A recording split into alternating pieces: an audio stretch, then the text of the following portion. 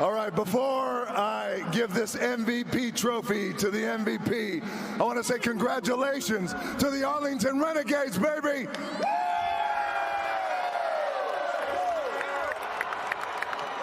And I got one thing to do before I give this trophy over, if you could hold this microphone.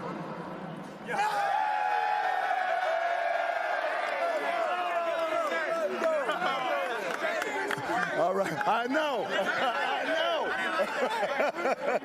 All right, I'm going to read this off. So this MVP, he threw for 3 touchdowns in tonight's game.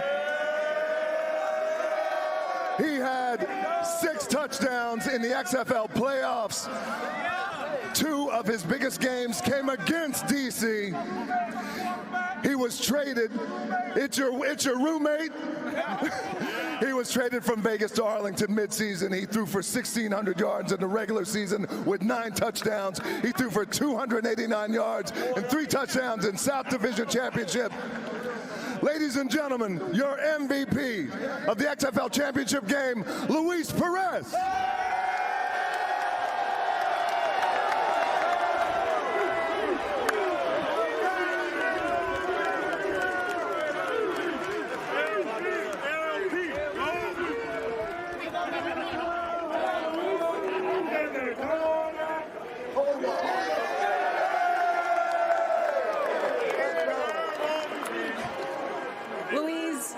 You played in spring leagues and you've come close.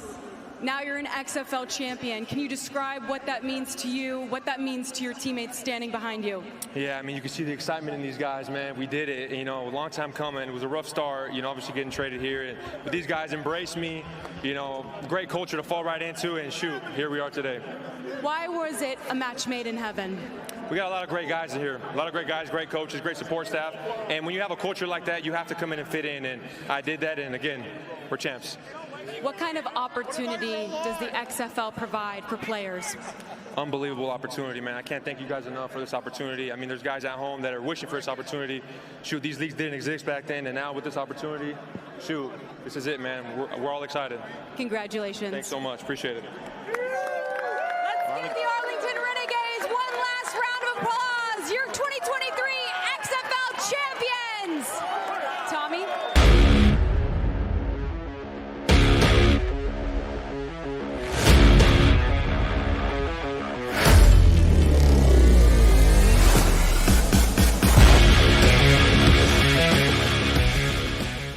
What is up, XFL Nation? Welcome to another edition of the OG XFL Week in Review, the longest-running XFL podcast of all time. I'm your host, Mark Perry, editor of XFL News Hub, your all-football media guru, episode 202. So if you like football, then like and subscribe to that channel. Hit the notification bell. Let's get and hit that like button. Let's get to 30 likes on this show. The XFL season is done. Shout out to all the DC Defenders fans, everybody at Smoke Barbecue. Had a blast. There's going to be a video coming out about all of that, our shenanigans on the trip to the Alamo and the Alamo Dome to see the XFL Championship. The America's team did not win, but I'm still happy to be there, and I'm still excited for Luis Perez and also the stuff, and Bob Stoops for winning. But so on today's show, we talk the XFL season is done. We have Mike Mitchell. We're going to talk about 3 things we liked, 3 things we didn't like, and what's to come in 2024. And he dropped some interesting stuff about Vegas, so you don't want to miss that. Then what we're going to do is we'll have the XFL post-game press conferences. You'll hear from the players and coaches about the championship game. And then we'll have the ratings, and then we just kind of wrap everything up. It's going to be a long show. So without further ado, folks, let's just get into the week and the season that was the XFL. All right, we are here with the great Mike Mitchell. Mike, welcome to the program. We're done. We finished. We made it through a year. What do you think? It's great. It's a great feeling. It's as someone who lived the XFL back in 2001, which seems like another planet. It's great. It's great to see the XFL get to the finish line. It was a fun season, and it went by so fast, which is often the case with these leagues. And I'm looking forward to phase 2. For the XFL. So what did you think of the championship game? Were you surprised Arlington was able to pull out, and basically dominate DC the whole game? Yeah, yeah, wasn't too surprised. Anthony Miller and I did a joint preview article where I Hmm. wrote a description about the game and all that. And two things stood out to me. Not only, the way Arlington was playing towards the end of the season, how much they improved, but, Luis Perez facing DC for a fourth time was a huge factor. He only started 8 games during the season. Half of them were against Greg Williams. Oh, there you go. And so twice with the Vipers and then obviously twice with the Renegades. And he had success against them the last time. We threw for over 335 yards, nearly beat the Defenders for their first ever loss at Audi Field. Obviously, that game went in overtime and DC was able to hang on. And the thing with the Defenders is that from mid-season point on, they gave up a lot of passing yards. We know Quentin Dormady had a huge game with the 6 touchdowns, over 300 yards, but even Jack Cohn threw for over 300 yards. San Antonio nearly beat DC. Parker Romo, who's now at the Detroit Lions, misses that 53-yard field goal after getting iced. And Perez threw, like I mentioned, threw for over 335 yards against DC's defense. So they won that chess match. Credit to Jonathan Hayes and Luis Perez. They had 2 weeks to prepare for the game. They were fully prepared for Williams' blitzes. They had answers, and so they were balanced enough where they ran the ball enough and were successful with that, where they kept DC's defense honest. And I thought DC would win by 1 point. Turns out they didn't win at all. And I had the game 32-31. Ended up however it ended up, 9-point victory for the Renegades. Plenty of points in the game, 62 points in total. So I knew it would be a high scoring game. And I had a feeling Arlington, because we already saw it in DC that they were going to be up for the challenge. Little did I know how perfect it would be. It took almost until the fourth quarter for them to punt the football.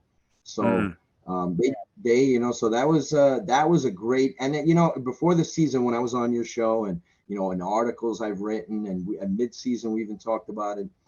I was very bullish on the Arlington Renegades because of their coaching staff, not just Bob Stoops, but all the experience they have on their staff. You got Jonathan Himbaugh, just won. He's now a 2-time XFL champion. He just won the XFL title as offensive line coach, special teams coach with the Arlington Renegades. It's great to see him back in the XFL and winning it all. And then when you look at that staff, Jonathan Hayes, Jay Hayes, Tim Lewis, Scott Spurrier. A lot of these guys have a lot of experience in these leagues, a lot of experience in the NFL, and it showed. Bob Stoops and that staff did a very good job. So before the year, I knew their defense was going to be very good. I knew their special teams was going to be very good. I expected Kyle Sloter to play at a high level. He did not, and that's really what hindered Arlington all season long, was they weren't getting very good quarterback play, whether it be Drew Plitt or Sloter. And Luis Perez stabilized the Renegades, made them a legitimate threat. And it's just funny, they finished the year 6-6. But I think it's poetic that in a league that's like where we have players that are left for dead, dismissed, forgotten, where people ignore the XFL itself, that the champion of the league is a team that was dismissed, left for dead, forgotten in the Arlington Renegades. Some people thought they shouldn't even be in the playoffs. And because of their record, regular season record, and then when the smoke cleared on the season, they were the champions. So, and it's hard not to be happy for Luis Perez. Oh yeah, the spring king, spring pro football king. He's just, he's the easy person to root for. He's gotten progressively better in every league that he's been in. We saw that in, AF. He struggled a little bit, had some moments. XFL 2020, he was leading the Guardians. They were tied for first place when COVID and all that stuff happened. He played well in the Spring League, played well in the USFL, and then here he is, a champion. Well deserved for him. I'm happy for him. Yeah, that was my thing too going in. I was like, hey, but I'd be cool if Bob Stoops, Luis Perez win it too, and Jonathan Hayes, Jay Hayes, and the whole crew over there for the Arlington Renegades. So now the league is over, and it's so funny now that we can, like you were saying, we can be able to. Oh, I hope this guy's coming back. I mean, and what's going to happen during the offseason? How are these teams going to improve? This is a new era for us at XFL News Hub. So and we'll definitely do that stuff later on, and as the season progresses, but as the off season progresses. So I wanted to get your take on 3 things you liked this season when it comes to the XFL, and then we'll get into 3 things you dislike about the XFL and we'll try to make that complimentary sandwich or whatever it's called. So give Sure. me like what are three things that come to mind that you kind of really like that you thought that the XFL did well this year? Well, football, first off, the football is very Mhm. good. So the quality of the play, I'm not surprised by that. The league has very good directors of player personnel. We saw what Randy Mueller, Von Hutchins, and others did. Their football staff, Mark Ross, Doug Whaley, Rashil, they did a lot of hard work behind the scenes to bring quality players into the league. So I thought the football play itself is something that because you never know with a new league, new teams, you never know how things are going to work out on that front, and it takes time.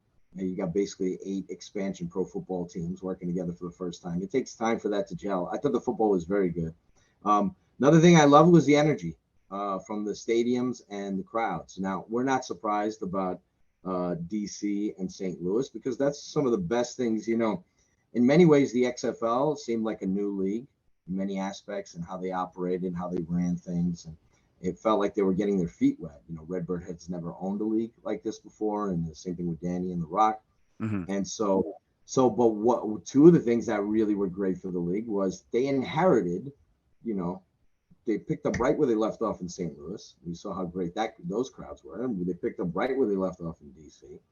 And so, and even in the crowds where, where the attendance wasn't so great, the Guardians games or Vegas games, I thought the energy of the crowd was great. Because a lot of times with these leagues, what you get is casual fans that show up. They either got the tickets from a friend or something, and they're not really into the game. So I thought the energy at all the stadiums was great. So I thought it stands out with St. Louis and DC. Those crowds were above and beyond everybody else. Oh, it was fun. Yeah, that Defenders atmosphere is something else, right? Hey, even in the championship game, I'm hanging out with everybody. I mean, we were saying, even my wife said too, we had more fun the pre-game hanging out with all the DC Defenders fans than we did at the actual game, even if our team did win. You know what I mean? We still had, right. It was and just that was the great thing about the energy. That was the great thing about that was the great thing about the championship game. You had 22,000 fans at the game, and what we saw fans from every team in the league at the game. We saw Brahmas fans, we saw Defenders fans, saw Battlehawks fans, obviously Renegades fans, Guardians. So our man Jared, he was there. Yeah, so that was really cool. That was like that is like one of the positives of the league. Like, when you watch the games, you feel the energy from the crowd. They're into it. They care about their teams. I think the passion it showed, and you can't match St. Louis and DC. I mean, they're rivals. Just from what I've seen in sports, that rivals a lot of, like, for a first-year league, even though this is 3.0. For them to have those kind of crowds and that kind of energy, and I think the XFL was surprised by it. We published an article at XFLNewsHub.com. You did, going over The Rock and Danny Garcia's GQ interview. And what I found interesting about that, and maybe this is, I don't want to veer off into the negative side yet, was that The Rock said he was unaware of the beer snake. So, like, if you want to say that's not really a positive here, but the reason why I bring that up is, like, they found out real quickly what the beer snake was, how awesome it was, how popular it was, and then that first week, that led into lemons. Yes, and there was lemons thrown in the championship game. We knew that was happening too. Yeah. So the lemons were a new addition because from 2020. Because why? Because the league didn't realize the strength and the greatness of the beer snake, how much it how it's such a huge part of DC. DC only had whatever it was 3 home games in 2020. They already established that. So when Dwayne Johnson admitted that he didn't realize about the beer snake, it was kind of a little bit telling to me. It tells me, like, maybe not too much market research done on the very league you guys purchased. But anyway, maybe that's more of a negative. But my first 2 positives there, I would say, is the football, and then the crowds, the energy from each game, the devoted fans. That makes a big difference. Like, if you were, like, I saw a lot of people who were casuals that went to the North Championship game for DC, and they said they never had an experience like that. They've been to so many sporting events. They never had an experience. They definitely want to come back.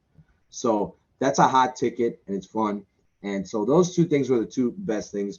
As far as the third thing, it was, I think the third positive for me was, it goes beyond saying finishing the year, right? We didn't have any alien invasion. We didn't have any super virus or anything like that finish it off.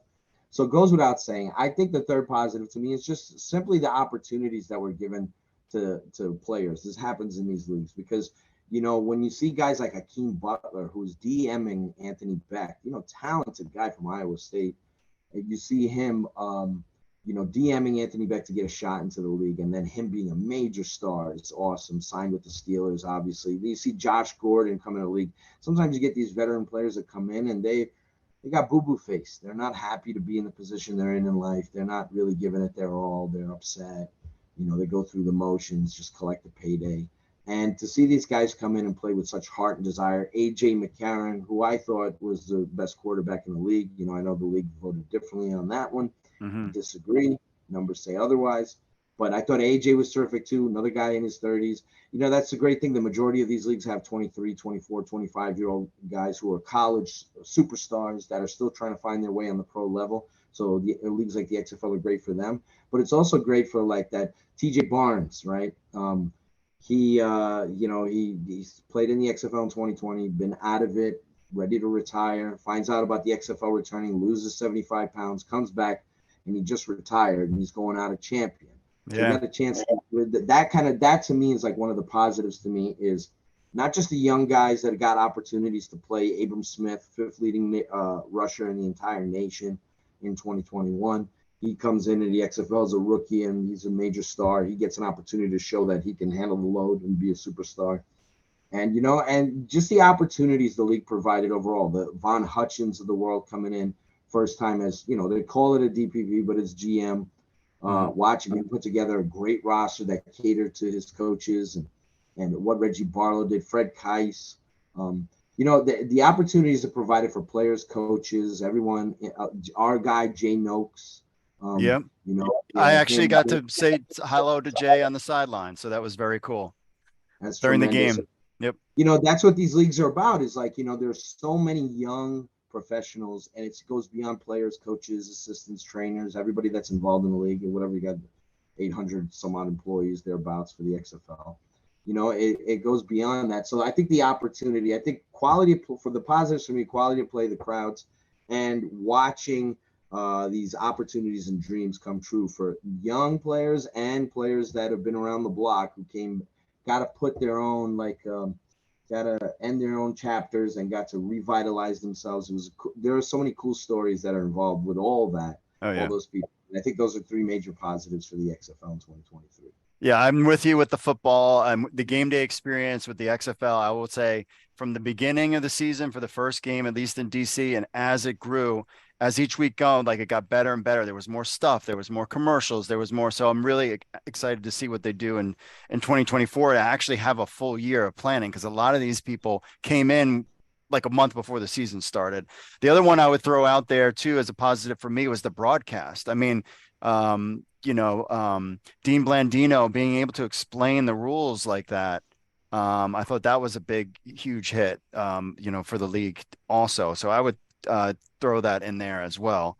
So give me your three negatives from the 2023 season. I already got my list. Right. I'm thinking about this on the fly here. Yep. One of the things I mentioned as I was going through the positives was, one of the negatives to me was the league not quite being aware of certain things, from 2020, trying to carry that over.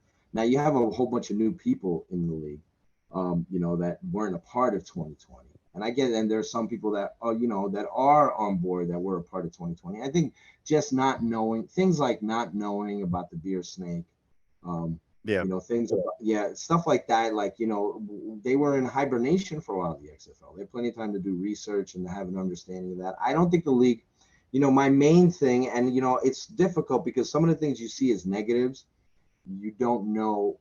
Like, for example, one of the negatives to me was the lack of promotion and some of the execution on social media.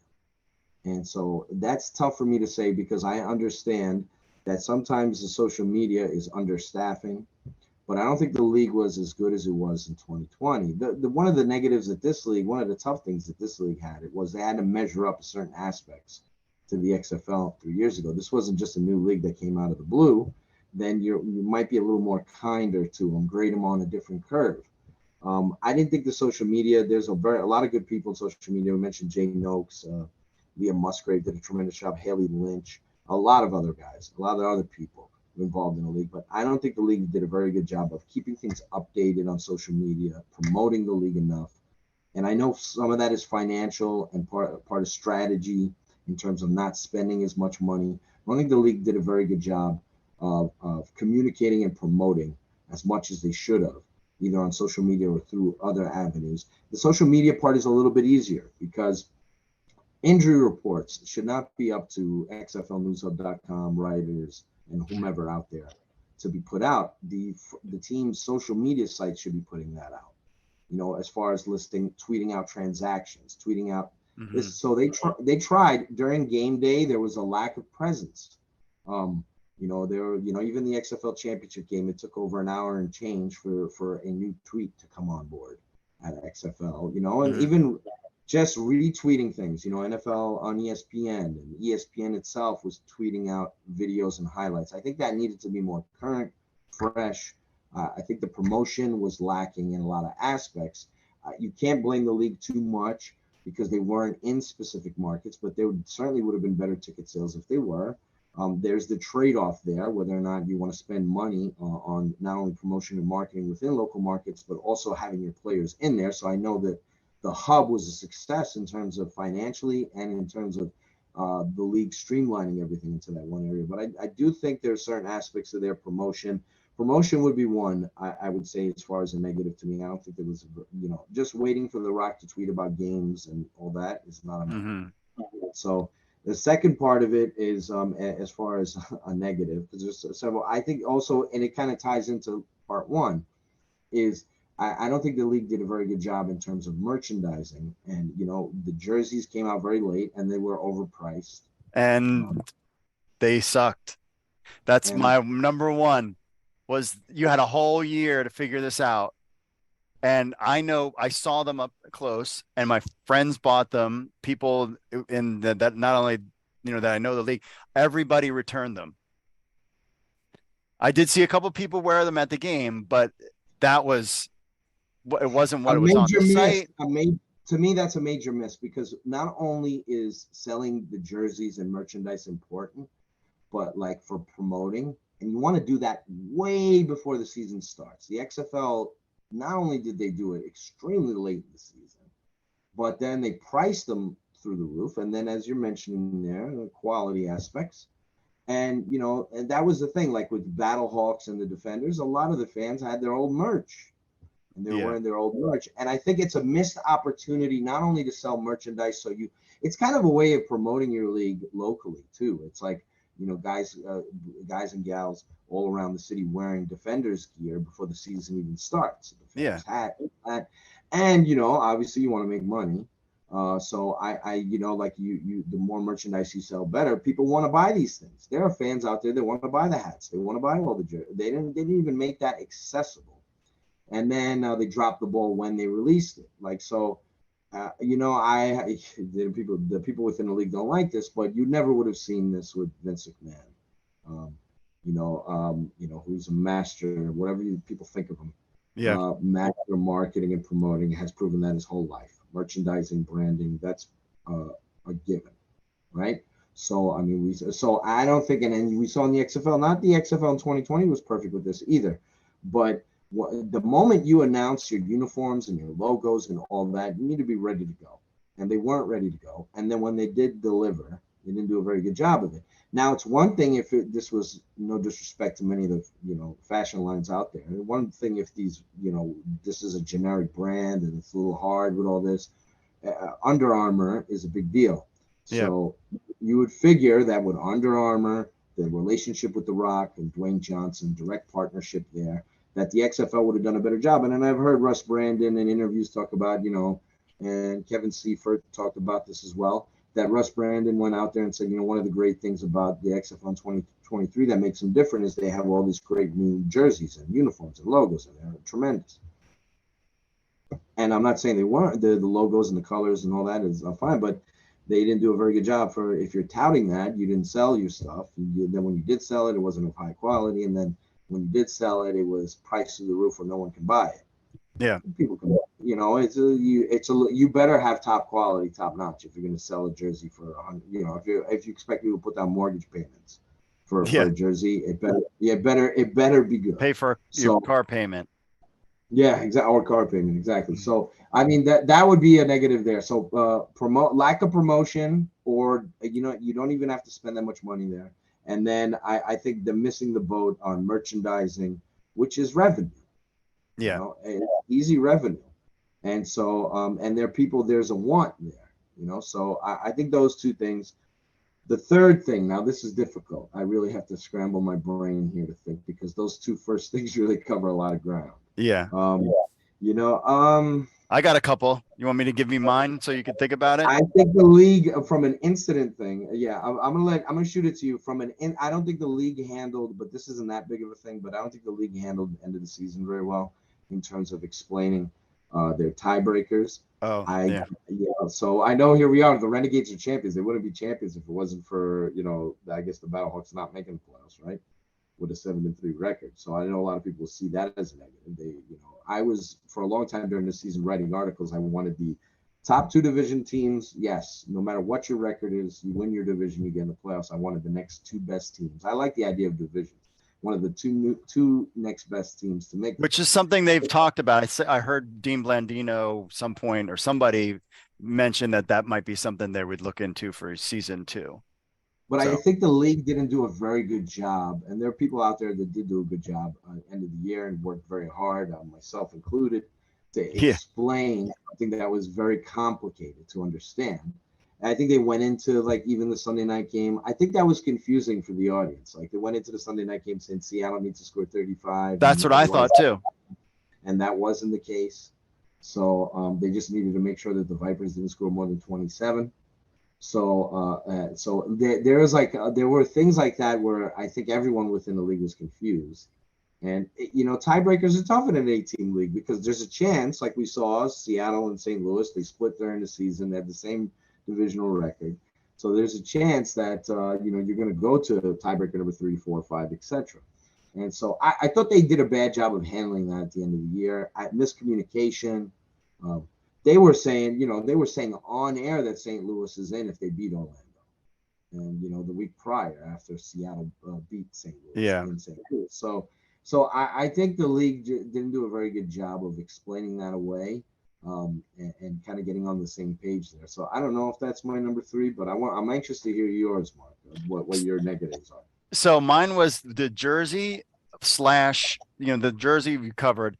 I thought the website wasn't that great. The data that was on there, I don't know, it was just kind of a weird site. I don't know if it was because of my browser, but it was just kind of, I thought maybe the last year's website was better. There was a lot more data. I don't know. I was kind of like wonky about but when it comes to the data, this kind of correlates to, and something that I was told by multiple betting people that would reach out to XFL News Hub and was like, if you want people to tune into your games, you got to make sure that your betting game is on point. And it was not. You go to DraftKings, you click on the stats. It doesn't give you a full list of all the player data.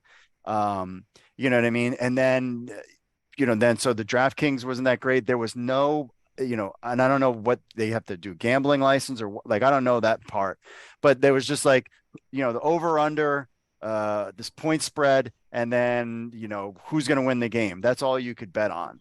Like, there wasn't any in game. AJ McCarron's going to throw for 3.5 touchdowns. You're going to take the over, the under. None of that existed. So that was, to me, I don't know if that was a data issue or there's licensing issues, like gambling, whatever issues. But so I that kind of took away from people being interested in the league, because you want to drive interest. Fantasy football and betting are a huge thing. Yeah, transparency, communication, that's part of promotion, and information, that's huge. I know on the XFL app they had the parlay thing where every week you could pick, how many yards McCarron could throw for, over under. Well, what do you get for doing that? I would always forget doing that. Yeah. So a lot of people would forget to do it. It wasn't promoted enough. You Yeah. know, and it wasn't, you know, like a lot of things, you know, it goes back to promotion.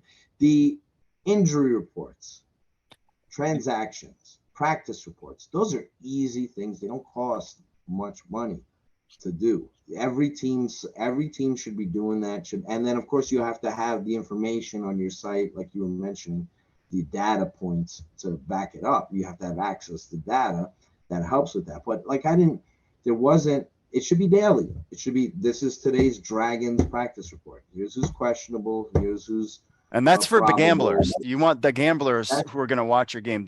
They're the ones that need it. And you're right. It's a free, easy thing.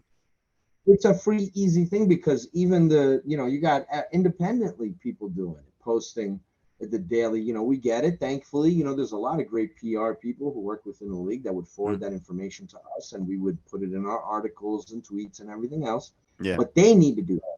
They need to do that. I'm not trying to disrespect myself, Mike Mitchell.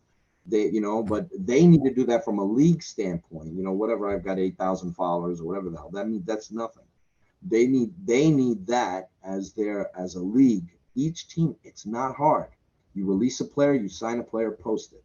Yeah. You know, just post it. This guy player was released. This guy, the point spreads, all this stuff. They didn't lean. These leagues have had an issue leaning into gambling and fantasy. They talk a good game. I think the XFL dropped the ball on some of this stuff that I mentioned. You know, it's like you could have made more money through merchandising. You could have made more money through gambling. You could have generated more interest in your league if you've done that. You could have generated more interest if you promote it. So, but those things I'm mentioning, they don't cost very much to do. And I think that's where they dropped the ball. I talked to people within the league, and I was like, you know, one person who doesn't control any of the web stuff and said, really, we're not posting transactions yet? I'm going to have to go talk to somebody. It took them forever just to put transactions on the site. You know, when you click on the league and see, it took them forever. Now they have them, you know, and we got people out there like XFL analysts and others that would wait every night until 9 p.m. They know exactly what time transactions are posted, or they would just look at the roster and see who's missing, who's been added, and then post that. It shouldn't come to that. Good job by analysts. Great job. But it shouldn't. That's great. He's providing information for fans who want it. But it shouldn't come to that. The league should have that readily available. It's on their site, you know. And so I think the XFL, you know, unfortunately, they missed the boat. And, you know, Redbird's all about capital, right? You know, about creating revenue streams, making money. They dropped the ball in areas where they could have made money. Yeah. And my last one, and then we'll get into positives, was the Vegas. So I wrote an article on XFL News Hub where I was kind of like, you know, maybe the reason why we're in XFL is in Vegas because they know something is going to go on with the MLS team getting a stadium in Vegas, and then they could play in the Vegas MLS stadium, and then we're all good to go. And we just kind of knew. Now, of course, it came out that San Diego paid $500 million or something like that to get a team in, you know, an MLS team there, which then kind of made the whole decision to go to Vegas even worse because it was like, even if you were playing in a crappy stadium in San Diego, MLS was coming. Now, maybe they didn't, you know, who knows, but that whole like Vegas thing, because it delayed the schedule for coming out, which delayed the teams being able to sell tickets and season tickets and all this other kind of stuff. And then the presentation of what the Vegas stadium looked like on television. I mean, especially with the first game. And then you've got like, you know, Joe's construction unit that built their little, you know, I was like, oh, please don't get hit by lightning and please don't have that thing fall down. Like I was worried about the people that were in it. I'm sure it was constructed fine and whatever. But I think that, and the lighting was kind of wonky at that stadium. So I'm hopeful. I'm cautiously optimistic because we talk whatever. And I'm not here to, you know, XFL News Hub, like our ethos is not to like bag on these leagues. Our goal is to get people to watch them. But, you know, if we're going to do one time a year where we're going to be like really kind of thing would be the Vegas kind of San Diego thing, because it all ties in with the schedule getting rolled out. And I mean, have you heard anything about like Vegas? I mean, where are they going to play in 3 years? But I know that, you know, there's people within Redbird that they wanted to have Vegas, and you got the money, you're the money bags. So you can play wherever you want. You want to play in Omaha, go right ahead. You want to play in a high school gym in Omaha or something like that, and you were the one with the money. Hey, I ain't saying nothing, but I mean, what's your take on the Vegas? I've heard there's been, even during the season, there've been internal discussions about the XFL leaving Vegas. Oh, I think, I think that they're going to stick it out for another year. You know, all things considered, I know people were mocking it. All things considered, I thought they drew okay considering the circumstances, I right? mean, They legit, 10,000 yeah, people and it could 6,000. right. I thought they did, considering how late they were to market, considering, all the other elements that were involved that were working against them. I thought they did okay, but, okay shouldn't have been, I hate to put it this way because they bought the league out of bankruptcy in 2020, right? In the summer of 2020. And I know there's a lot of planning and stalling and the CFL stuff and all that. They had plenty of time to decide on markets. And I understand why they chose Vegas. You look at it, although the league doesn't seem to be that interested in hitting on gambling, but there's the sexiness, the cachet of Vegas itself. But they did a bad job because they didn't think it through, and then they ended up in a situation. They tried to make it work at Cashman. I like hating on people over there Mm. at that facility. They accommodated the XO. I mean, they tried as best as they could to accommodate it. Yeah, but it could have had its own appeal to it. And the team wasn't very good. They were competitive, but they didn't win very much. And so, Great logo. I love the um, logo. Love the uniform, the Vipers, everything. yeah, I on paper, I'm sure the whole thing sounded sexy to them, and that they would build upon it. And I'm not saying that in year two they can't do a better job. They have a lot of work in front of them. If they get a nice 10,000 of 10,000 fans for every game, and it's a fun, like charming atmosphere for the games, maybe it can work out. But it's a little bit of an. I mean, the league is already talking about potential expansion down the road in year three. I know some people were hoping that maybe like Vegas would be one of the teams that would be moved. Um, I think they're going to give it another go. They're going to get another chance with it. They have a 2-year lease there. That's not to say they couldn't they couldn't have broken it and just moved on and made a financial payment, take the L there. Yeah, here's But I 50 think they're going to bucks. try. That's the Yeah, penalty for here's us leaving Cashman. Here's 50 bucks. so it was for they had their, they dropped the ball. They dropped the ball on that one. The XFL did with Vegas. I like it. I like the brand, like the name. A lot of good players on that team. I get what they were thinking, but they could have chosen better markets that would have been more interested in this type of league. You mentioned San Diego, even if it was like a Columbus, Ohio, or whatever. Yeah. It would have been like just like because Vegas is in the North division. Mhm. So definitely that was a black mark on the league. The whole Vegas situation. It didn't pan out. And like I said, I don't blame anybody who works for the team. I don't blame even the Yeah. ticket office. I thought they did a decent. All things considered, it could have been a disaster. They could have had like 20 people in the stands every game. Yeah. I think the fact that they got 6,000 people to come out watch the games is awesome. Good. I think that was a pretty decent accomplishment considering how late they were even selling tickets. So, and like you said, Vegas had a trickle down effect of the rest of the league because it held up everybody else. So that was good, very good. So hopefully, lessons learned. You take all the negatives and all the things you messed up on in year one, which is bound to happen with any new. It's not easy operating a new pro sports league, let alone a football one. And so hopefully they're able to do a better job in year two with some of these aspects they missed on in year one. Yeah. And definitely ban the guy who was with like a cowbell or something like that was on the game.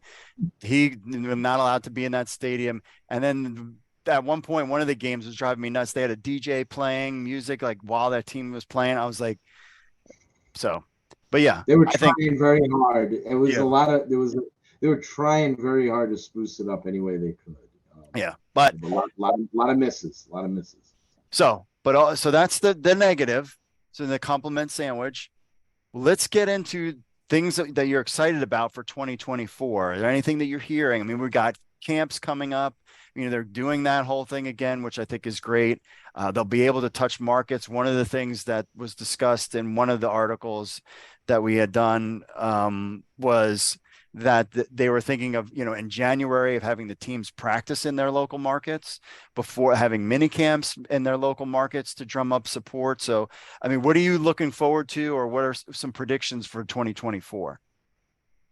Wow. You know, there's been a lot of discussions about them expanding their reach locally. I even right before we're taping this interview, I got an email from Seattle Sea Dragons. Look like they're doing some local stuff already. They're getting together Seattle programs and all that. So, and then you mentioned mini camps, and that's something we saw in XFL 2020. They're going to need to do that more. Obviously, they're still going to be in the hub. I think that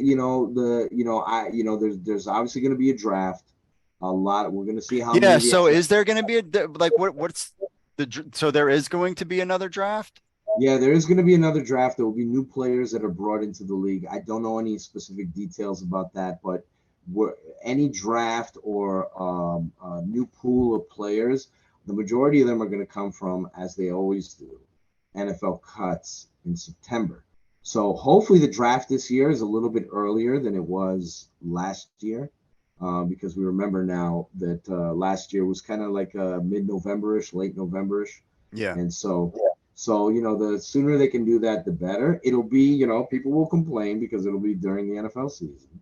Oh. But a large amount of the league's new batch of talented players are going to come from guys who are currently on NFL rosters.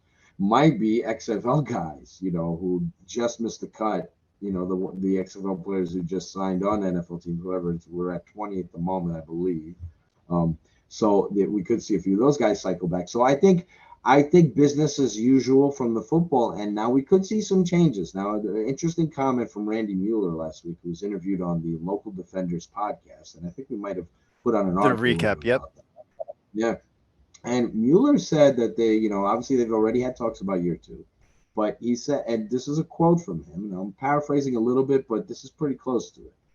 He said during this interview that there's already been some changes for XFL teams that haven't been announced publicly yet. Now, whether that's staff changes, whether some assistants are going to be moving on, or whether there's going to be some, because we saw already during the XFL season, some of the coaches demote coaches, fire coaches, all that. Mm-hmm. Whether or not now the head coaches in the XFL all have 2-year deals, from my understanding. Mm-hmm. And then it's a question of, you would assume all 8 are going to be back. You never know. Situation's fluid. There could be some changes to staffs there. So we'll see how the league, how some of these teams handle that. But they're already in the planning stages. They're going to go through showcases. They're going to do their usual. They're going to have the draft. I would assume early fall. I don't know the specifics. Obviously, if you're retaining a lot of players, the XFL is going to be retaining their players for the second year. Initially, their contracts don't run out until after 12/31, December 31st, 2023. Okay.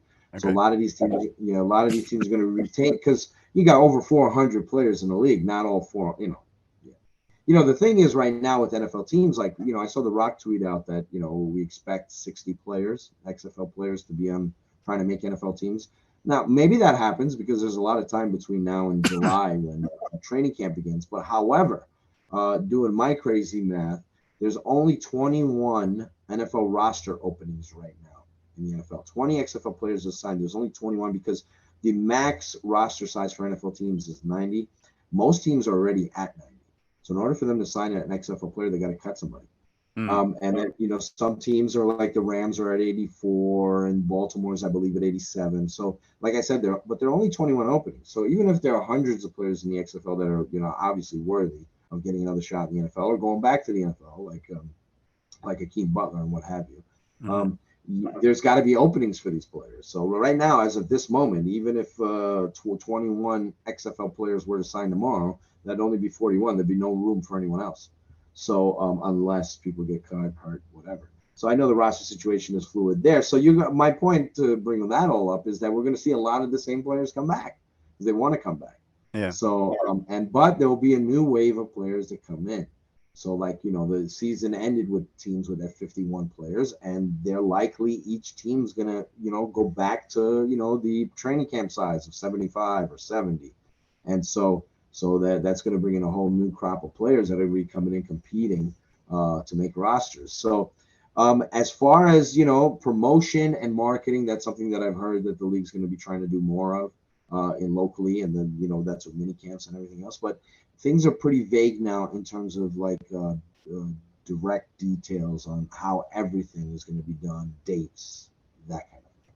Yeah. Well, we saw that they were going to take a trip. All the staff was taking a trip somewhere at some point soon, and then cranking things up in June to start talking about players. And you got to have the staff has been there for a full year. I mean, you have social media people that they're full time, so where they are going to be able to do what they need to do on the off season and build things up for Year the two is 2024. huge. Yeah, year two is huge for the league. It's gonna determine, to be honest with you, whether or not there's a year three. Because I know they're saying all the right things, year three expansion and all that, and that's what we're rooting for, right? We want to see this league last forever. But I think year two is key. They need to make progress, and they sold over 600,000 tickets. They have a multi-year rights deal, $150 million with ESPN with Disney, 5-year deal. Mhm. So that's good. Like I mentioned, they sold over 600,000 tickets. So $24 a head. You do the math at home. So that's halfway decent. They had some ad revenue there. They sold some ad revenue there. Budweiser as a sponsor during the XFL Championship game. Wasn't Yeah. their usual blend of commercials.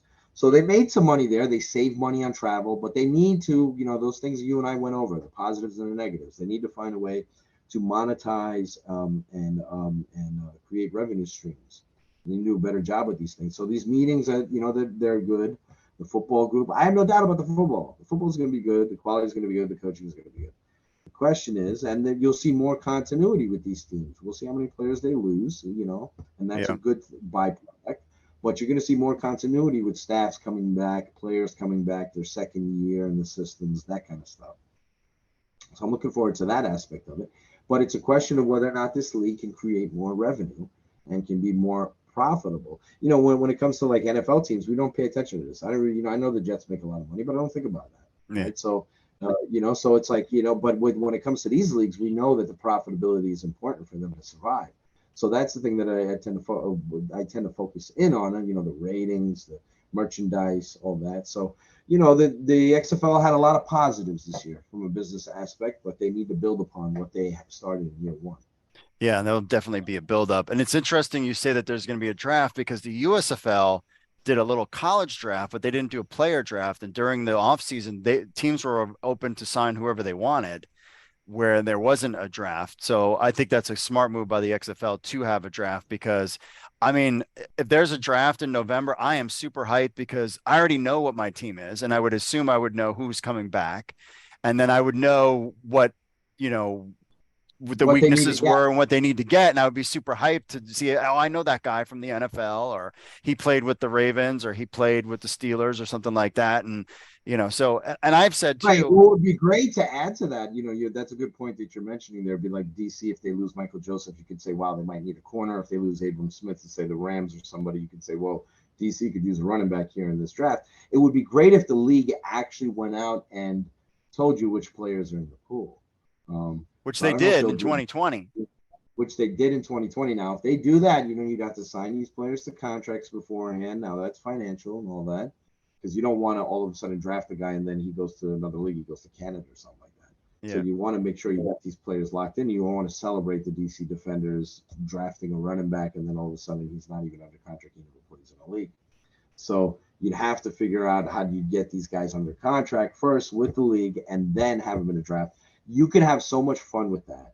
Oh, If yeah. you do that the right way, it doesn't have to be that, it don't have to be that detailed. It'd be nice if it was on an ESPN Plus or something like that.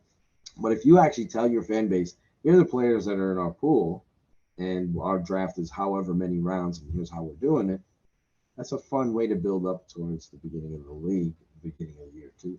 Now, we'll point out that Pat McAfee has signed on with ESPN.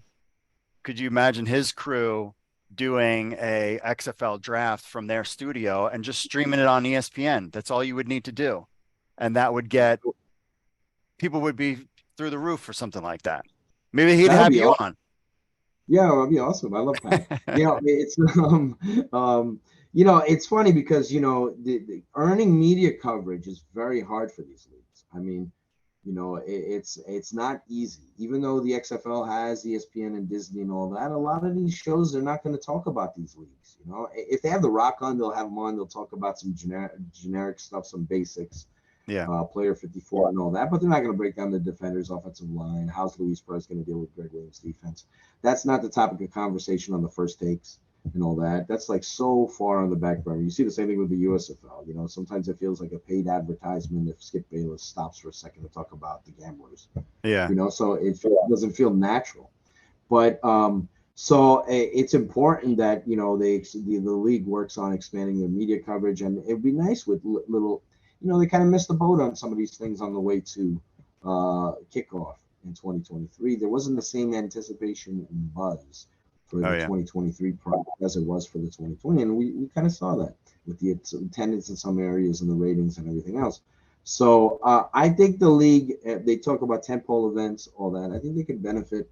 You know, one big thing that hopefully is an improvement, and hopefully they get more clearance on ABC, have more games on the big network, because we saw what a huge factor it was. Because like for the XFL, they were the second highest rated show on ESPN2. They were the second highest rated show on FX for the entire season. A third of their audience is 18 to 49, which is the key demo. So they did a very good job in those things. But when you look at the viewership, they only had 8 games on ABC. And 6 of the league's games went over 1 million viewers. 1 of them was on cable, 5 of them, unsurprisingly enough, were on ABC, including the championship games. So if they had more games on network television, if they had 10, 15, 20, 25 games, their season average ratings would have been much higher. Because they averaged over 1 million viewers, 1.13 million viewers on ABC. So if they had 20 games or 25 or 30 games, their season average ratings would be much higher. So they'd have more ad revenue too. So that's kind of the story there. So I think that's a big thing for year 2. Hopefully they get a little more network clearance. They work on the schedules. They do a better job of scheduling. They experimented a lot. They had some games end at like 3 o'clock in the morning. So they did some strange stuff. Yes, that schedule stuff. Yeah. Yeah, they need to figure that out. They need to be a little more fan friendly in terms of when they schedule games for families and all that. Maybe be a little more fan friendly in terms of maybe allowing kids in cheaper or free, you know, that kind of thing. Just do certain things like that, just so you have more families come to your games. You appeal more to the local community. So there's this is a big year coming up for them. I have no doubt about the football team. This is a huge, they need to show improvement in a lot of different areas. They have an off season to do it. They have the lessons from this year that they need to learn from and improve upon year 2. It's a big year coming up. First off season ever for an XFL. First. And I would say I would sprinkle in too as a negative was the player 54. Loved it, not promoted anywhere. I couldn't even find it. And then it was on every week, and then it was every other week. And then you forget it exists, you know, Yeah. You forget. That's bad.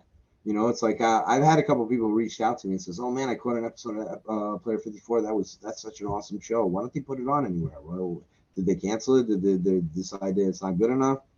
So I mean, that's not good. When you have a show like that, you know, you highly tout it, and then you don't. The XFL Today show guys, shout out to them. They did a great job during the league, but you could barely. It was hard, and they gave me a shout out on their show, which was awesome. But they barely promoted that. knew when it was on, what time it was on, how it was going on. Is it going to be Sunday morning? Is it going to be Saturday morning? Those guys, Jason Fitzgerald, Scooby, all those guys, they did a great job, but the XFL didn't do a very good job there of letting you know that they existed. Like we saw that during the season. A lot of casual people didn't know that the XFL was even having a season, or that really their championship games on Saturday. Did they reach that point? I thought their season ended already. You know, so it's like, so there were people like that thought, wow, okay, they were like confused by it because they just didn't. There wasn't the awareness that there needed to be, even amongst the people who are actually following the league. You know, so creating that constant like communication with that group. So there's a lot of stuff they need to improve upon for year 2. Yeah, and definitely we were told, you know, that there was nothing better than that first season of the 2020 XFL, where I mean they came out of the gates and everything was big. 3 years later, the world is different, marketing is different, you know, but definitely lessons learned. And I feel good about going into year 2. I think they set the bar. I think so, at some point too, also down here, so that there's definitely room to grow, and that's what corporate nerds want to see is growth. So All right, Mike Mitchell, is there any other things that you want to drop before we put a bow and wrap up the 2023 XFL season? We've been doing this for a long time, 200 Yeah, plus episodes. How many articles have you written? And we finally actually have finished the season. yeah, it's pretty awesome to get to this finish line. I lived this back in 2001 with the original XFL. We went through the hardships, the fun of the 2018 period to 2020, and then unfortunately what happened with COVID. So to get to this point is tremendous. I just want to thank all the people out there that visit xflnewshub.com, our sister or brother websites there, cflnewshub.com, usflnewshub.com. It really, like, I want to thank you, Mark, because you dedicate a lot of your time, finances, everything else to promote these leagues. You hire a lot of aspiring young professionals and give them opportunities to write about these teams, to cover these teams. Great job, great work that people like Anthony Miller have done. Mm-hmm. He's getting recognition for it. We see Jay working now within a pro league. So I appreciate you, and I appreciate the people out there that have been patient and have come along for the ride during all this craziness. And it's good that we've reached this point and that we're moving forward, hopefully to more growth and more positive things. Yeah, and I will say one last thing. The way the XFL needs to market themselves, based on where I was hanging out, and especially in DC, is that, hey, this isn't the NFL. This isn't like we hate each other. I mean, like, I was talking to Battlehawks fans. I was talking to Houston Roughnecks fans. I mean, we were all loving it, and we were all happy, and we were all together. This is not the NFL. The NFL is kind of old man there, you're pissed off league. The XFL is the fun league. And everybody's just there to have a good time. You make your beer snake, you dress up like crazy person, and you enjoy some football. And then we're an XFL family. Just that one experience alone, everybody that I know that was there was like, that was so much fun. And it was just people enjoying the game of football, and the XFL provided it. So focus on the fans, and I think the everything will turn out well. So appreciate you, Mike Mitchell, as always, and we'll stay in touch during the off season as well. You did drop a very interesting thing. You said you don't think I noticed, but I heard you say something about Vegas. So we'll see how all that goes. We'll see how it pans out. We'll see if some of these coaches come back. We'll see. There's no guarantees. The situation's fluid. Like, some may find opportunities elsewhere. Some might be shown the exit. We'll see. We'll see how it goes. All right. Thank you, sir. Thank you, Mark. Yeah, I mean, Arlington, a lot of the disguises, I'll say, did a great job, studying our routes and knowing what we're going to do. Some of those throws I wish I can take back. But they played a great defensive scheme against us. Something we didn't see, but, we adjusted on the fly the second half. So I just got to finish. Yeah, I mean, there was so much confidence in our offense that no matter what happened, like, we knew we were going to go down and score. We knew, like, we just kept telling ourselves, we're going to win this game, and that's what, kept our energy alive, and that's what, the quit, we didn't quit at all, and that's what our offense was all about. And, we all kept our head up all into, like, the last second. Everyone fought hard all the way to the end. I felt like the offense did not quit at all. Jordan, what happened on those 3 interceptions? Yeah, first one just got tipped, and great grab by Joe. The second one, like I said, you usually start off throwing the short passes, and linebacker had a good jump on it. Another great catch. So 2 great interceptions there, and the last one, the 4th and 15, I got my hand wiped, and that's why the ball was floating in the air so long. So those were the 3 ones. Once you guys fell behind, I think 17-zip, how much do you feel that you guys were kind of pressing on offense to try to get everything back immediately? Yeah, I felt like, we're, trying to, they gave us, little areas where we can hit or where we can, exploit them, or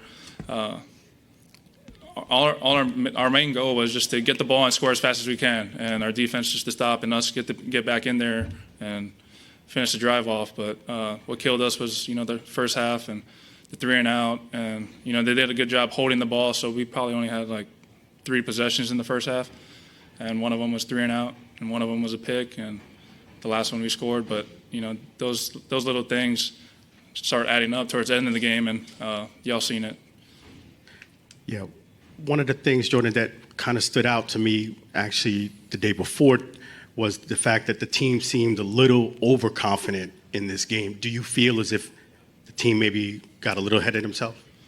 I feel like we were always confident, and each week, we always, have fun, and that's what, made us such a great team, is that, we can have fun and handle business at the same time. I just felt like we just came out a little flat, and I won't say we underestimated them. We knew they were a great team. We just didn't execute at a high level like we usually do. XFL 2024, my goal is to get back into the league, and I'll come back in the XFL if that's where my path leads, and just to finish this year with 10 games in the regular season and then playoff and championship game. Shout out to the owners, Rock, Danny, and everyone in this league, everyone, its staff, coaches, everyone, just to making this league look very professional in it. I could tell from training camp that this league was going to jump, and it still is. Did you see anything different defensively from Arlington from the Week 9 matchup today? Probably just more disguises, I'll say. They kind of, especially with their safeties, and, they have really good safeties, so they kind of, I'll say, mess around with, showing me on one thing and then right after the snap kind of switching to another thing pretty fast. So their defense did a really good job disguising. Yeah, man, this has been an outstanding season, a fun season. Congratulations to Coach Stoops and Arlington. They deserved to win today. They played hard. They made a lot of plays. In the first half, man, I don't think we stopped them but one time on third down. So we kept giving them opportunities and just couldn't come back. But I'm proud of our team. Really proud of our guys. They have been fun to coach. Proud of our coaches, man. We've had a good season. Just proud of everybody, support staff. There's a lot of people that allowed us to be where we are, and just grateful for them.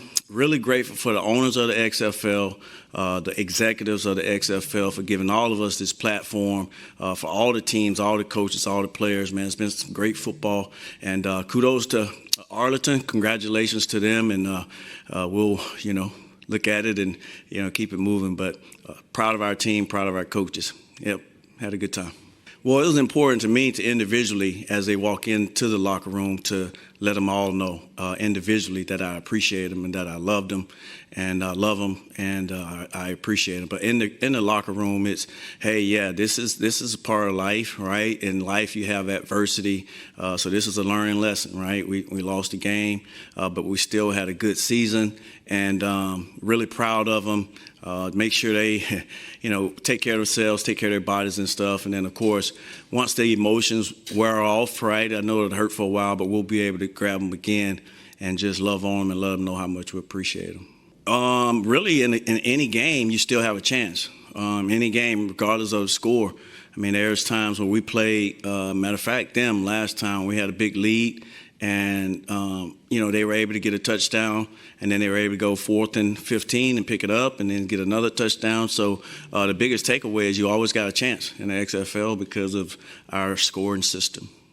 Did the 2-week layover have any impact, or would 1 week have changed how the team performed? No, I don't think so. We tried to balance that out, gave our guys some time to rest along with getting our work in.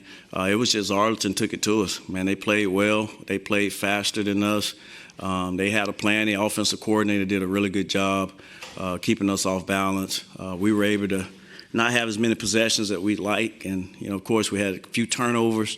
And then a personal foul after we got the touchdown there was all things that was, self-inflicted. But Arlington's a good team. Man, I think the world of Bob Stoops and their team, and congratulations to them. Yeah, I mean, the first one, it was just, it was a scramble, right? And it kind of fell away from the throw, and it didn't get enough on it. We actually had the guy open, but, Jordan makes that throw all the time. It's just that one. He just didn't put enough on it. But, man, we love our quarterback. He's an outstanding player for us. He's been good for us all season.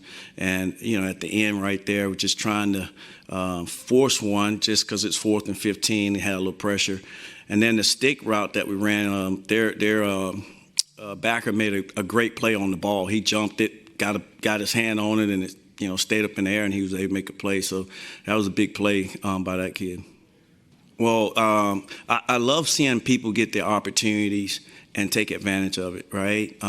It went from him being at another place and, it not working out the way he wanted it to, but stayed focused, stayed being a team player, played in the backup role, and then when he got his opportunity, he showed why he is a solid quarterback. He made plays with his arms. They had talked about maybe him, being able to move around a little bit. He showed us he got a little razzle-dazzle on that draw today. Was able to run and pick up some yardage with his legs. So, congratulations to Perez, man. He's gotten his opportunity. He's taken advantage of it. He managed the game for them really well, managed the team, and he's a really good leader. Here at the end, or are you talking? Yeah, Abram is a tough running back. He's made big plays for us all season. We really like him as a running back, and he's a solid guy. Of course, he's carried us a lot this year. He's had some big runs for us, had another big run out here today, so just a solid football player. What did the Renegades defense do to sort of stifle you guys on offense? Yeah, well, obviously up front, they're pretty stout. They got some big guys, and running the ball inside can be a bit of a challenge for us. But more so than anything, we just was off balance. We didn't have enough possessions, and when we had possessions, we were, something happened here and there. But I give them credit. They're safeties and they're linebackers. They ran to the ball from backside. They was able to run stuff down. So they played fast, and that defense has been number one all season. So rightfully so. Yeah, obviously I want to continue to get better as a coach. Obviously with us playing like this, there's opportunities to go visit other whether colleges or other NFL teams or during the off season, so we can continue to learn. All right, we've been able to be around some really good coaches. There are some really good coaches that coach in the NFL that do it the right way. There's some really good coaches in college that's been doing it the right way. So just an opportunity to continue to learn, continue to develop, make more relationships, and of course do some fishing as well. Congratulations. Yesterday I said you had this look in your eye. I don't even think I saw you blink yesterday. Is there anything you want to say? You started the season out with a whole different team, coming on this team, being a leader. Is there anything that you have to say to that? God works in mysterious ways. This is the goal at hand. This was the goal when I first signed up to play in the XFL. Didn't know what happened, being on one team, getting traded to another. But really thankful, Coach Stoops and Rick for the opportunity to get traded here and lead this football team, and we're champs. Hey, Luis. 3 weeks ago in the regular season finale, y'all scored 9 points, and I asked you what was wrong with the offense, and you mentioned the timing being off with you and the receivers and the backs. What can you attribute the quick turnaround offensively in just a couple of short weeks? Yeah, I think as long as we keep building, and the biggest thing for us, personally was when you go back and watch the film, all the stuff that was going wrong, it was nothing that they did or the defense did. It was mostly us. If you go back and watch our game against DC the first time, we drive down the field. We're inside the 1 yard line. We can't get in the end zone. Then we have a miscommunication on a pick six where he breaks out. I'm thinking he's breaking in on an option route. And then we go down. Greg brings cover zero. I take a sack. Kicker missed the field because I took him out of field goal range. That has nothing to do with them. That's all about us. And when we go back and guys really believe that, hey, it's about us. If we just execute each and every play to the highest of its potential, we're going to be a good football team. Luis, congratulations on the win, first of all. Appreciate it. For you, with all that you've gone through, all the multiple leagues that you've been a part of, all the teams you've been a part of, how much does this championship mean to you to get to the finish line?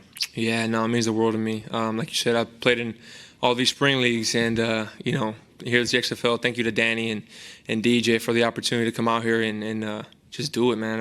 I'm excited. I'm thankful. Thank you for all these guys, man. These really good group of guys in there, like good people, not only players but good people, and it's humbling. It's humbling, and I'm very thankful to be here.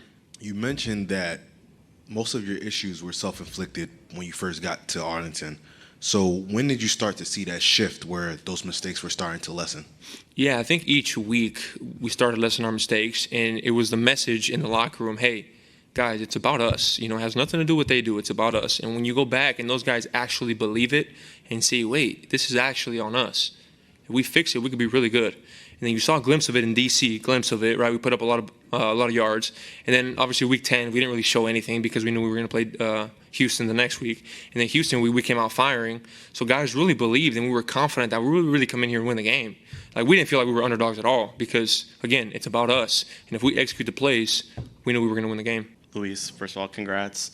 It seems like you and Tyler Vaughns, since you guys have been able to link up in Arlington, have really brought the best out of each other.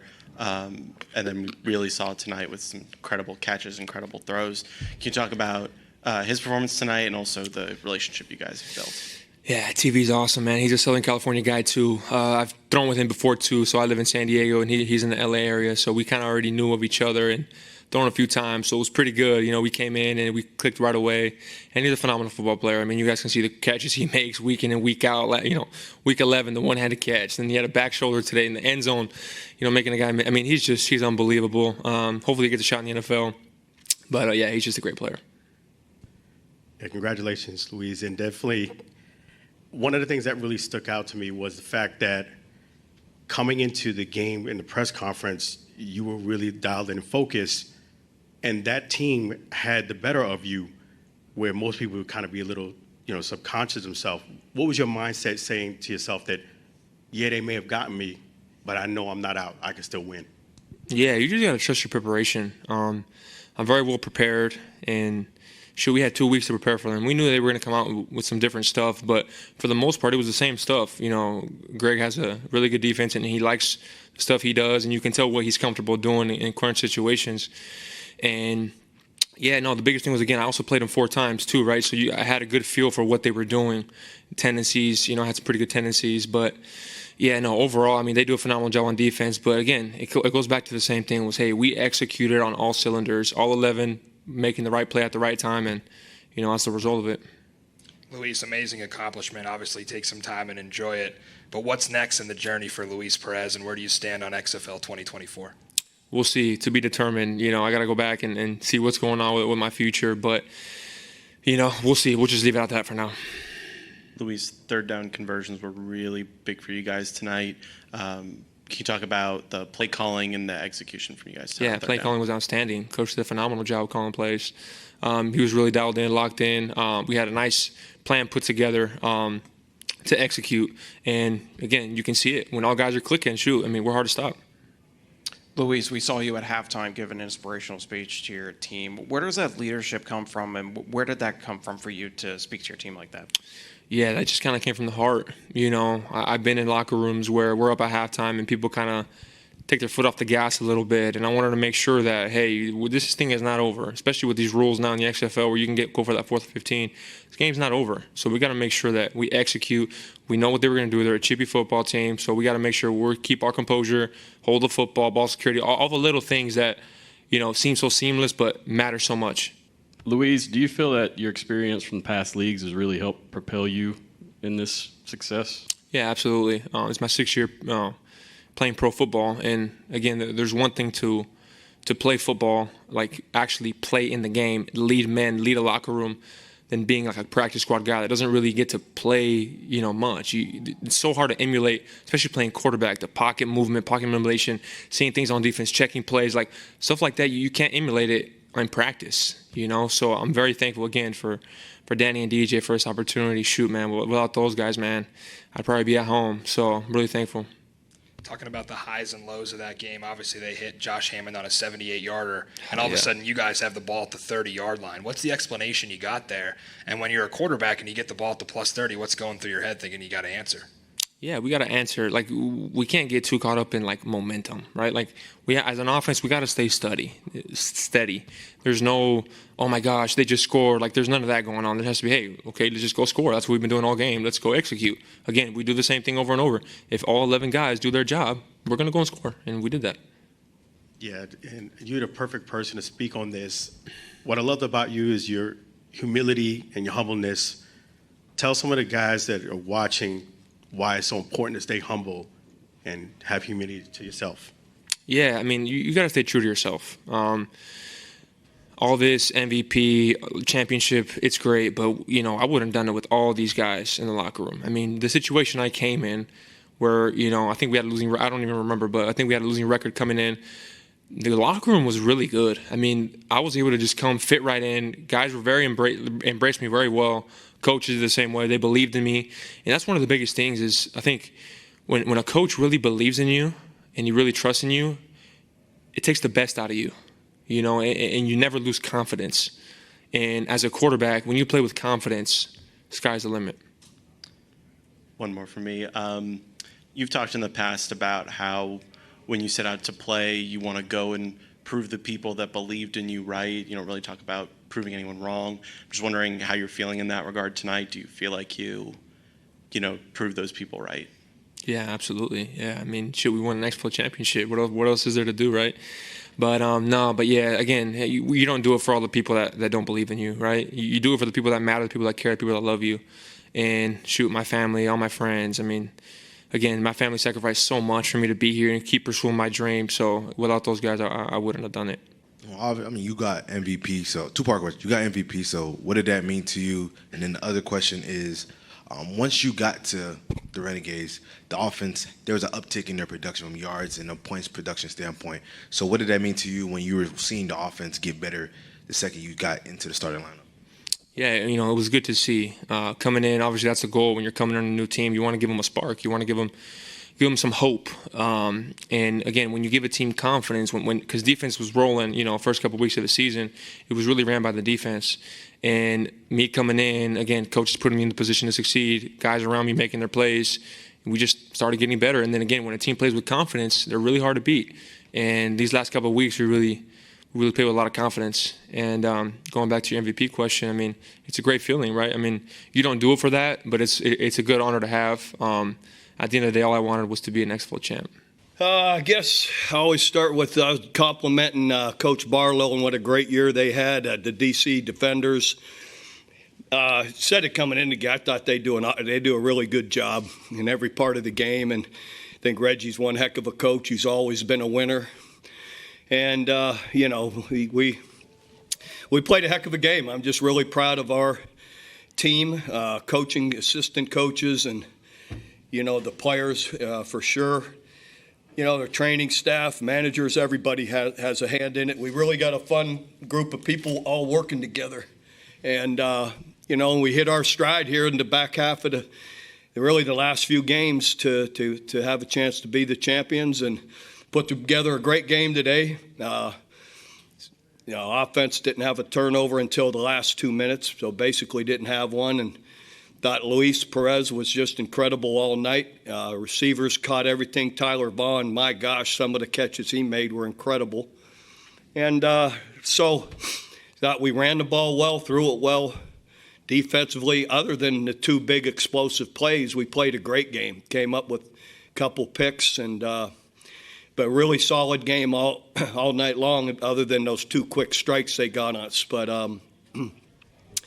So, yeah, I thought our punters and kickers, Taylor and Marquette, did an excellent job. Taylor made all his kicks, and that was big as well. So, anyhow, it was a fun night, and just proud of the team overall and excited for the players. They're loving it. And they get a nice big bonus check, too, for winning. Hey, Coach, congrats on the win. Did you know your season had changed definitively when you traded for Luis? And if not, when did you truly believe it? Well, we knew once we worked with him for a week that he was going to make a difference. And then once he started getting more and more comfortable with everybody and in the system, he just took off. So, I felt going into the divisional playoff game that we were going to play well. And we did, and then I had a great feeling coming into this game also. Even though our record doesn't match theirs, I felt the way we were playing and the way we played them last time that we'd have a great opportunity to win. Third downs were crucial for you guys, and you guys were excellent on them. What about those third down plays you think really made you guys successful? I think Coach Hayes and Coach Long had some nice play designs, running the ball and throwing it. We took advantage sometimes of their blitzing and what they did. Luis checked to a few on his own, got the ball out quick. We just executed well, and play design as well as, receivers, quarterbacks being on the same page. And, we took what they were giving us. You obviously you won a championship in college, and now you've won a championship in XFL. What does it mean for you to, the first year to be back in XFL for, your first season, for you guys to end up being the champions? Yeah, it feels great. I mean, that's what you want. And if you're going to do something, you want to win and you want to be the champion at it. And fortunately, we, did what we needed to do here in the last few weeks to get that done. And again, just feel like we're just now taking off, and wish we had 10 more games to play the way we're playing now. How about the play Davion Smith seemed to get hot towards the past couple weeks on fire? He's incredible. Davion's as tough a back I've been around. I mean, he powerful, tough, takes care of the football. I mean, he's a special guy, real leader on the team too. Yeah, Coach Stoops, congratulations on the win, championship. One pivotal point in the game that I really stood out to me was the fact that your team was doing stellar the first half, but yet Luis Perez said to the team at halftime to just stay within yourself, keep getting those points, don't look at the score. What are your thoughts about him stepping up as a leader and reminding these guys the game's not over? Yeah, he's a great leader. And in this league, I say it a lot, the second half's more important. I mean, there's a lot that can happen in these second halves, and a lot has happened throughout the year.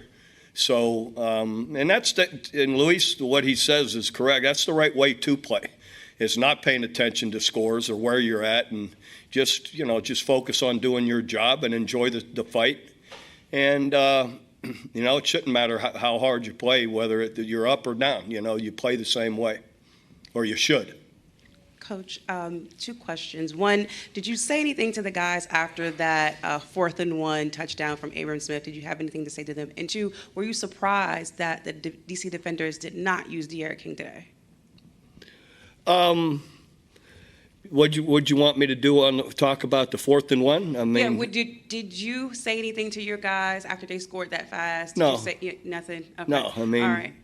They had a nice drive and picked it up, and so be it. Let's keep playing, And then you asked me about De'Aaron King. De'Aaron King. Yeah, they used him all year, and I guess just didn't. You'd have to ask them that. I don't question. Did you guys game plan for him at all?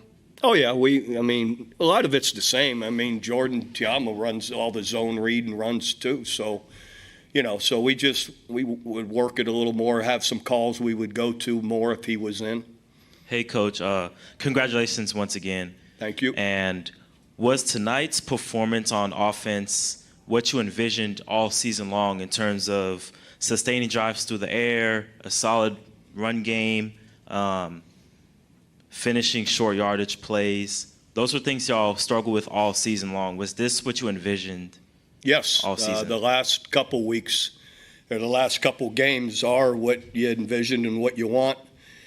And, it's hopefully going forward, this will be how we look. Coach, you were part of the XFL class of 2020. A lot of guys came back from 2020. A lot of players on your roster who played for the Battlehawks then, a lot of your staff, some executives. Did you ever think you'd be sitting here as a champion 3 years later after the league folded? And also, where do you stand on XFL 2024? Yeah, I didn't know what was going to happen, whether it was going to come back or not. But once they asked me, and it was, I was all in. And I think it shows our ownership is incredible, and it's only going to keep getting. And our upper management, and they do a great job. And I see this as very viable and is going to continue to go and move forward. Even to me, it'll just get better and better. And the good thing about it is, all these players that have been picked up going to NFL camps. We're done playing now, and all our guys can go, whoever that gets picked up. And that's a positive thing. They like that, So I think the timing of what we're doing has been great. The fan support's been great, and it's only going to improve. And so, yeah, if all things, or remain positive in my end with my family and everything that I'm doing, I intend to be back. But you never know what the good Lord's going to bring you. So you take it, but, I'm anticipating that. We'll take one more. Coach, now that you've gone through the championship game, how much time do you take in kind of celebrating the moment and relaxing after a long season before you get back into it? And what's the plan when you get back into action for the offseason? Well, we don't know that the plan is yet. I'm flying to Ohio for a fundraiser tomorrow morning. So anyway, we'll see. They have the schedules and what our timing's going to be. We'll hear from our management, I'm sure, at some point here in the next week or two on scheduling. It will be the first part. So right now, everybody's free to go. As soon as we get back tomorrow. Coach, really quickly, what were your thoughts on Lenny Brown tonight, getting those first 2 touchdowns in such a big game? Letty, yeah, he's a powerful, strong guy. Man, I love our backs. Those guys are good, and they take care of the ball. They catch well. That was fun to see. Letty's a strong, excellent player. So we love that guy. He's got a bright future.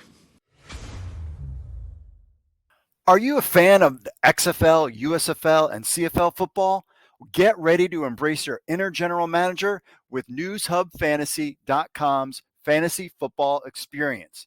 NewsHubFantasy.com offers you an unparalleled fantasy football platform bringing together fans of the XFL, USFL, and CFL football leagues.